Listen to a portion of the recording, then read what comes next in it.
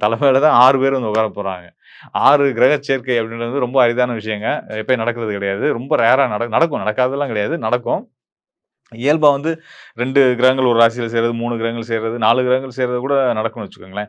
5 கிரக சேர்க்கை, 6 கிரக சேர்க்கை ஒரே ராசியில நடக்கிறது ரொம்ப ரேர். அந்த மாதிரியான அமைப்பு இப்ப நம்மளுடைய வாழ்நாள்ல இந்த 2026ஆம் ஆண்டுல பிப்ரவரி மாதத்துல நடக்க இருக்கு. அது உங்க ராசியில நடக்குது அப்படின்றது உள்ளபடியே ஒரு சிறப்பு அம்சம் தான் சொல்லலாம். ஒரு அரிதான நிகழ்வ நம்ம பார்க்க காத்திருக்கிறோம். இந்த சேர்க்கை வந்து நல்லது செய்யுமா அப்படின்னு பார்த்தீங்கன்னா, கண்டிப்பான முறையில நல்லது தான் செய்யும். அதுக்கான காரணம் ஒண்ணே ஒண்ணு தாங்க. 6 கிரகங்கள் சேர்ந்து ராசியில அமரும்போது பொதுவாவே வந்து பார்த்தீங்கன்னா, தலைமை பண்பு வந்து கூடும்.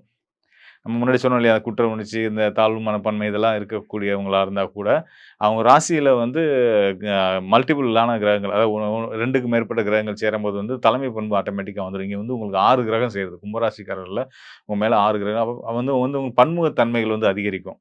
பல விஷயங்கள்ல நிபுணத்துவம் உங்களுக்கு கிடைக்கும்.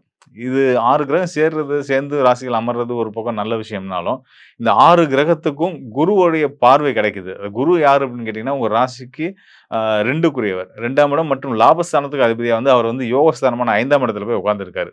அந்த யோகஸ்தானமான 5ஆம் இடத்துல உட்கார்ந்து அவருடைய 9ஆம் பார்வை உங்க ராசிக்கு கிடைக்குது.